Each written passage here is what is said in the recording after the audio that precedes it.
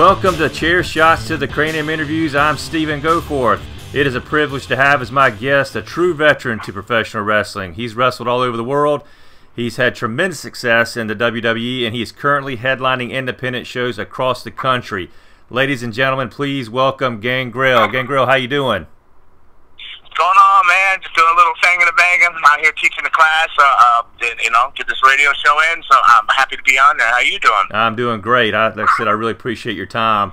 Now, I know a lot of your time is occupied these days with your wrestling school and with wrestling a lot of weekends, and you're going to be appearing on the Universal Championship Wrestling Show on August the 11th in Barnesville, Georgia. Your opponent across the ring from you on this show will be Carlito. Give me your feedback about joining UCW and facing Carlito at this blockbuster show. Well, I ain't a big fan of apples or whatnot. I'm a vampire of those fangs. I don't really eat them.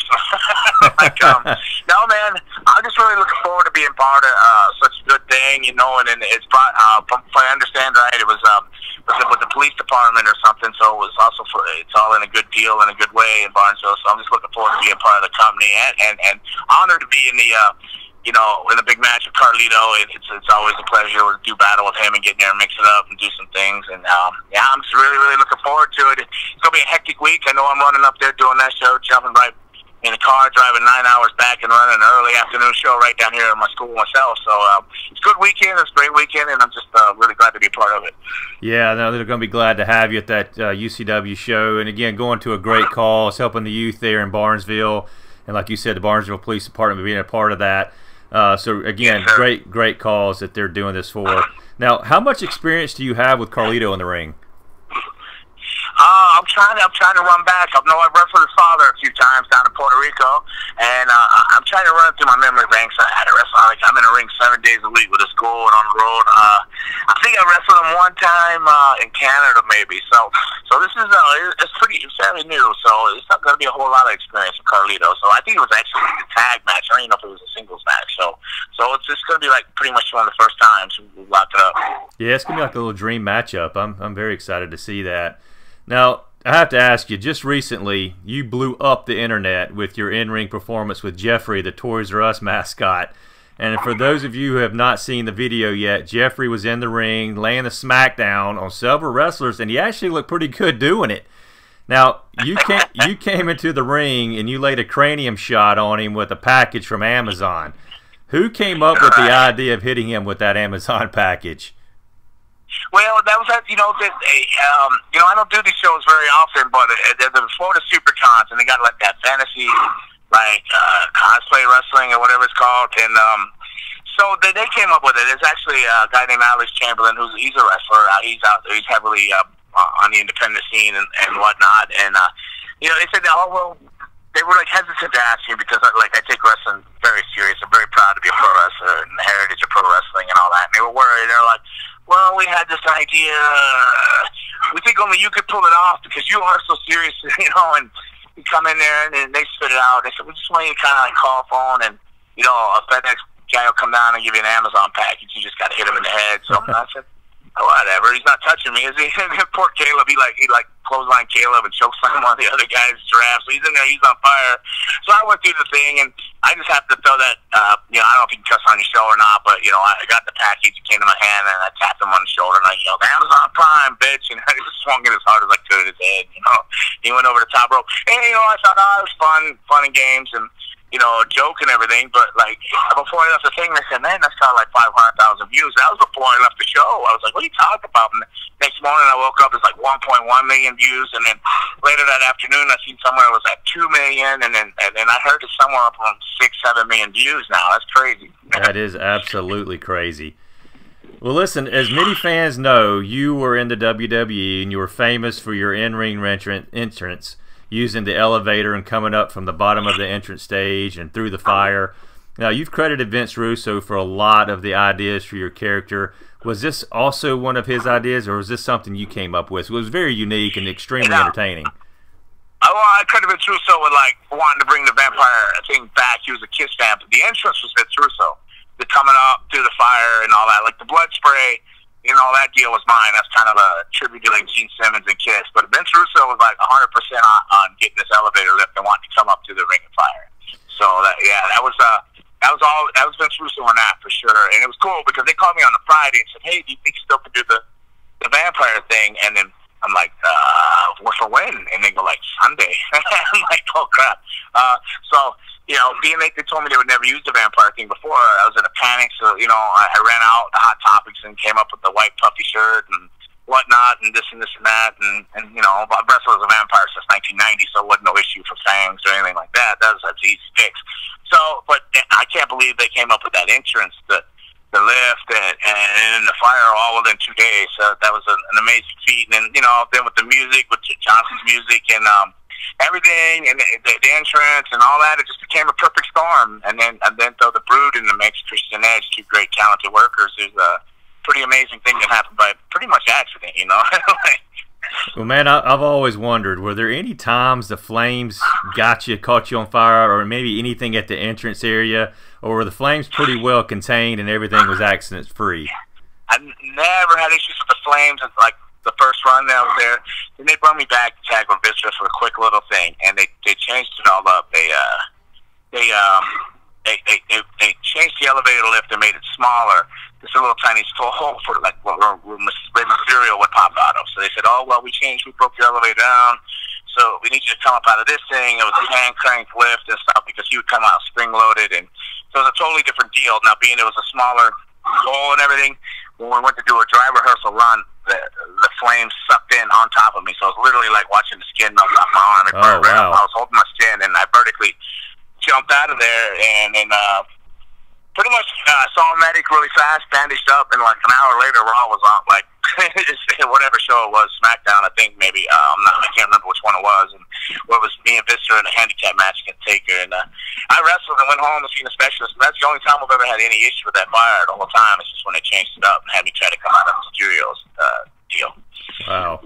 Now, tell me about your wrestling school. You were instrumental in Rusev's training. How did your wrestling school develop, and where did the idea come from to start up the school? Okay, so wrestling. I've run like through the years. I've run I've run the Alpha School, one of the Wild Samoans in the Pennsylvania area for a while.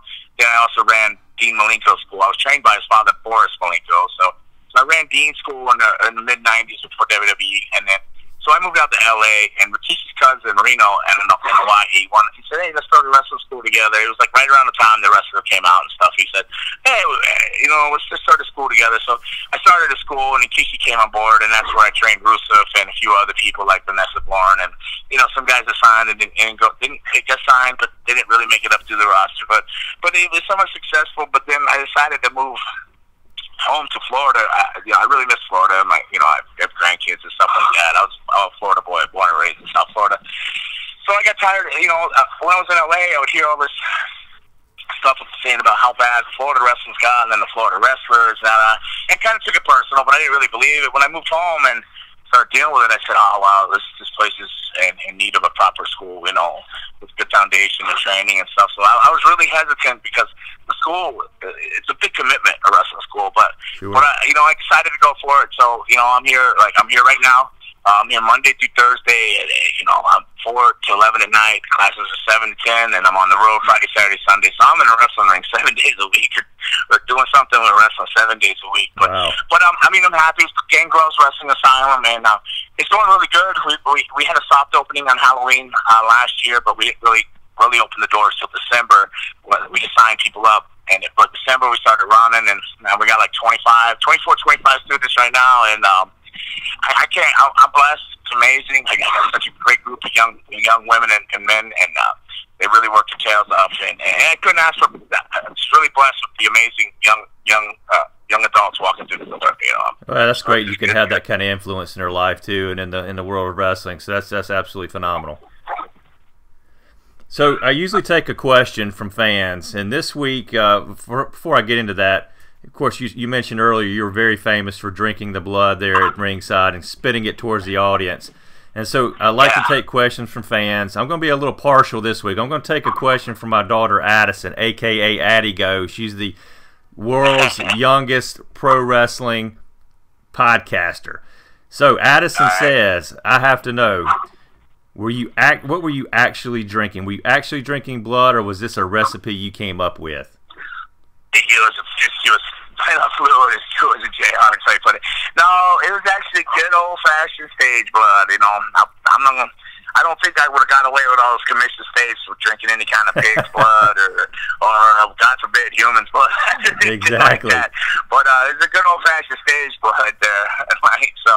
So it was red and it was zesty mint, and I still drink it to this day. Every entrance, I still use it. Nice. Now, some fans may not know this, but you are the only man on the planet that can say he spit blood, so to speak, on someone that would eventually become the president of the United States. Yeah. Donald Trump was. Yeah, I was going to say, Donald Trump was on the receiving end of this at a show at Madison Square Garden. Tell the fans about that experience and how did Vince McMahon play a role with this? I was talking to my sister the other day, and she goes, dude, all the years you wrestled and everything else, she goes, the most thing you're known for is spitting on Donald Trump and beating up Geoffrey the Giraffe. She goes, what the hell? I go, I don't know. Life is weird, you know. The Donald Trump thing was, it was kind of a rib I think Vince was playing. I wasn't even on the show in the Garden, and he, all of a sudden they called me home and said, hey, Vince wants you on the Garden show. It was last second, and, you know, I was excited. It's always great to wrestle Madison Square Gardens with WWF at the time, or WWE. I mean, the Garden's such a great venue. So I was stoked. I get there, and it's a special attraction with Kane. I go, well, I don't know why they really needed that. I'm just going to get choke slammed in 3 minutes and be done, but whatever. It's cool. It's the Garden. So I go out there, and I'm walking to the ring, and then I see somebody that I go, wow, that guy doesn't look like he fits here. But I got the sunglasses on, and the red lights are going, and the energy's going, so I didn't pay much to it. I climb up the ramp, and I can hear the people like really getting behind me. Like I'm like, whoa, this is cool. Like, I was feeling like over in the Garden. I was like all stoked. So I started drinking the cup deeper, and the more I would drink it deeper, it seemed like the louder they got. And then so I went to spray it, and I could hear them roaring. So I guess the whole time I was drinking it down, people were like trying to pull Donald Trump back, but he didn't like being touched, so him and security would push even further closer to the guardrail. So he was pushing. So they're trying to tell him, but he was pulling away from him, so he moved further, and I didn't see him. And then I just heard the people, and so I just sprayed it as hard as I ever could spray it. And then it turns out when I got done, I was coming back, everybody's high fiving. Man, you spit on Donald Trump. That was awesome. I go, who? Crap. You know. So I was super scared I was going to get in trouble. And of course, Stephanie had me going, oh, my dad's upset. Spit on his friend. And yada, yada. So she wound me up for like a day and a half or something. And it turns out I'm pretty sure Vince just set that whole thing up. He double ripped all of us, you know. He put Trump in that seat and knew he had to be to the show. So he made you sweat it out for a while.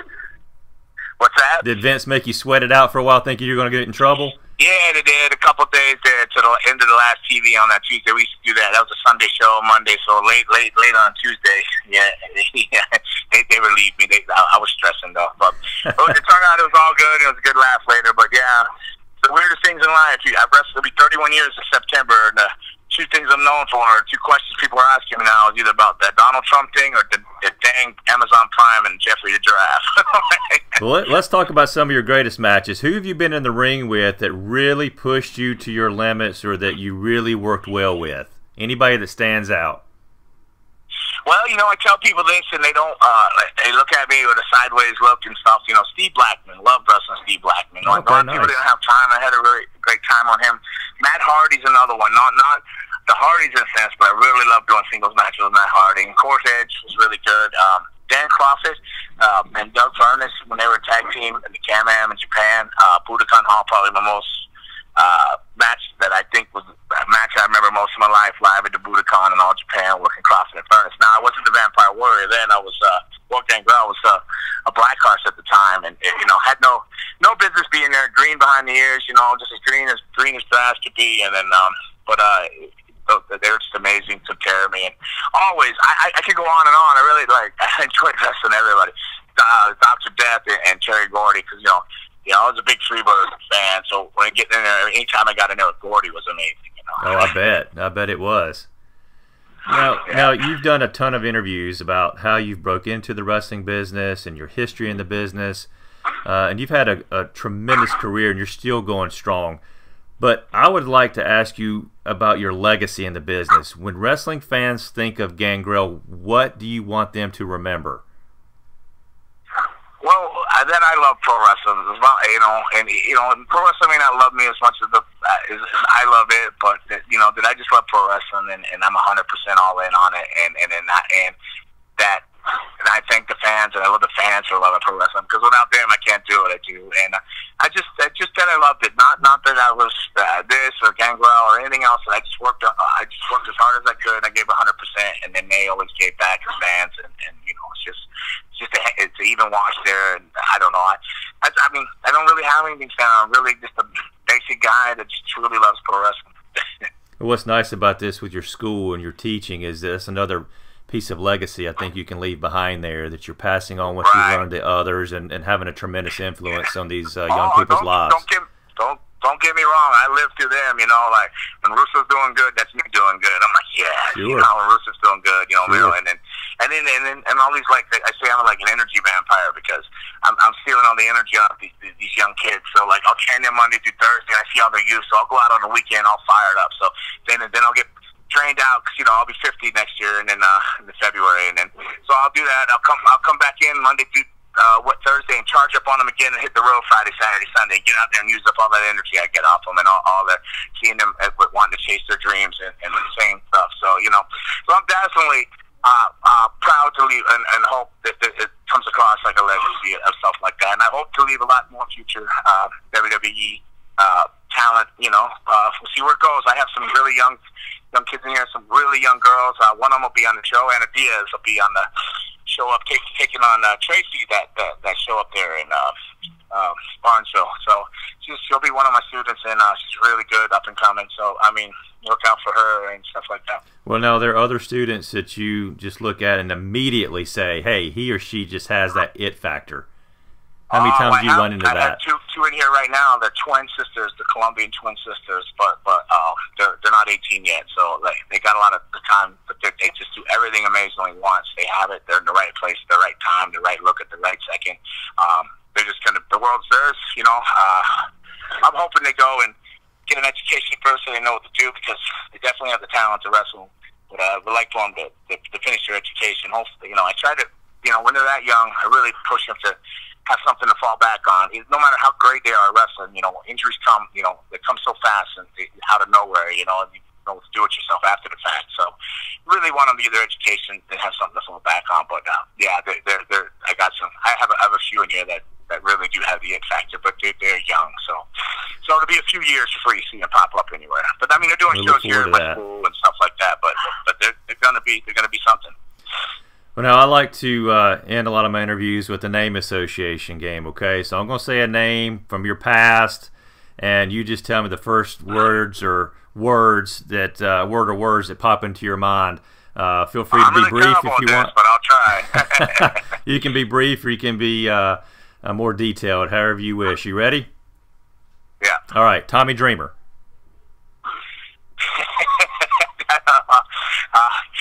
ECW. All right, The Brood. The Brood, an amazing, never was supposed to be. All right, Kevin Thorne. Kevin Thorne. Did you say Kevin? Yeah, Kevin Thorne. Yeah, I always said Kevin Thorne. Yeah, he's a great guy. Still tagging with him now. We're actually the tag team champs for another company. Just as of this past weekend, he's a great guy. All right, Stampede Wrestling. Stampede. Changed my whole game. Changed who I am. Man, I can't give you one word on Stampede, but it was a game changer. Game changer for sure for me. All right, the Hardy Boys. Hardy Boys. Amazing individuals, amazing talent. All right, lastly, the WWE Network. Thank you for WWE Network, because I truly believe that's the reason I'm still working every weekend, is that damn network. Because I got little girls that come up to me that are like 8 years old, and I said, how can you be a fan of mine? And their dad, they watch you on the network, they love you. So, that's amazing. That's amazing. Oh, David, listen, I want to thank you for doing this interview with me. Congratulations on being part of Universal Championship Wrestling. I wish you the best of luck at their show. Oh, yeah, I'm looking forward to doing a little fanging and banging there. Really pumped up for it. Now, as a reminder to the fans, you can see Universal Championship Wrestling on Saturday, August the 11th in Barnesville, Georgia for Hometown Throwdown. Visit the UCW website at ucwtv.com. Again, that is ucwtv.com for more information. You can also make sure that you follow them on Instagram or Twitter at UCWTV. Again, David Gangrel, thank you so very much for taking the time out of your day to do this interview with me. I really appreciate it, man. Well, thank you for having me on, and thank you to all the fans listening for taking the time to listen. All right, take care. Take care, bye.